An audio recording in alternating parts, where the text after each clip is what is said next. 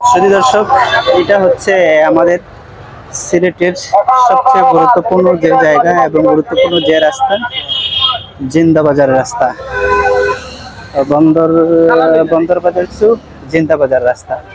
দেখেন, জিন্দাবাজার রাস্তাটি এত ব্যস্ত, সব সময় ব্যস্ত থাকে।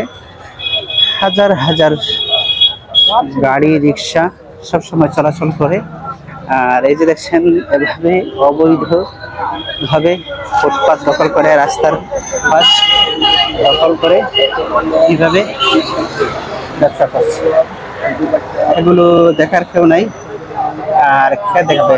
স্থানীয় প্রশাসন এবং কিছু রাজনৈতিক নেতাদের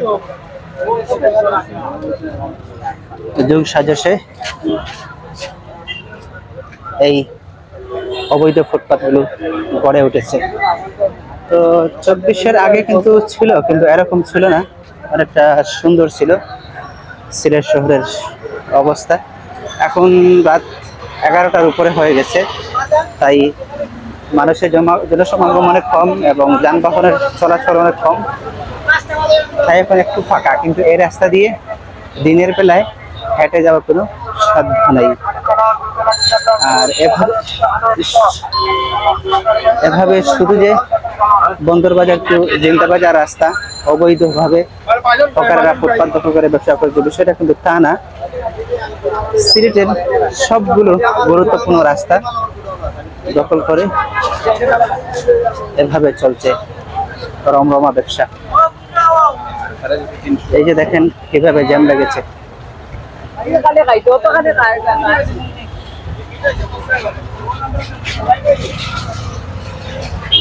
এই অবৈধ ব্যবসায়ীদের কারণে এভাবে জ্যাম লেগে থাকে বন্দরবাজার টু জিন্দাবাজার মেইন রাস্তাটি। আর এটি হচ্ছে আমাদের সিলেটের প্রাণ কেন্দ্র।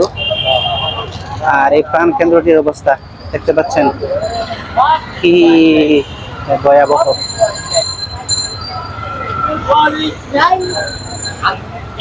এই যে দোকানগুলো বন্ধ হয়ে গেছে এখন।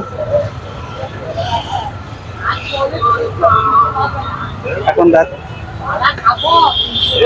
11টার উপরে হয়ে গেছে, তাই অনেকগুলো ফুটপাতের দোকান উঠে গেছে, নয়তো মানে পায়ে হেঁটে যাওয়ার কোনো সাধ্য নেই। এই যে দেখেন যানবাহনের কি অবস্থা। দুধারে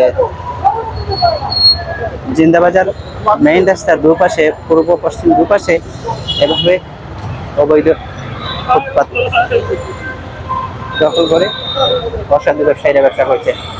তাদের তো আসলে দুঃসাহস নেই এভাবে দোকান বসানোর, কিন্তু প্রশাসন, এই যে দেখেন কি কি জ্যাম লেগে গেছে রাস্তার।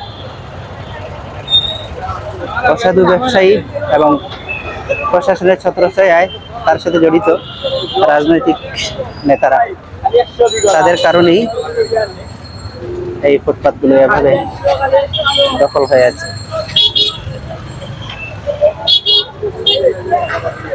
টোটাল এই যে কতটুকু দেখাবো, টোটাল আমার আসলে ভিডিও করতে হচ্ছে একটু সচেতনতার সাথে, কারণ এরকম ভিডিও করা দেখলে কিন্তু তারা ধরে ফেলে। অনেকে এরকম ভিডিও করতে পারে না সাহস নিয়ে। এই যে দেখেন কি পরিমাণ জ্যাম। দর্শক, এটা হচ্ছে সিলেটের প্রাণ কেন্দ্র বলে আমরা আগে যাকে চিনি, জিন্দাবাজার বন্দরবাজার টু জিন্দাবাজার মেইন রাস্তার এই বেহাল দশা। রাস্তার দুধারে অবৈধভাবে হাজার হাজার দোকান ফুটপাত দখল করে বসে আছে।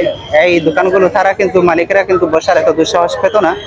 এখানে জড়িত কিছু অসাধু ব্যবসায়ী, অসাধু নেতা এবং প্রশাসনের যোগ সাজসে কিন্তু এই অপকর্মগুলো দীর্ঘদিন ধরে চলে আসছে। এই যে দেখেন জিন্দাবাজার, সিলেটের প্রাণ কেন্দ্র যাকে বলা হয়, জিন্দাবাজারের কি বেহাল দশা।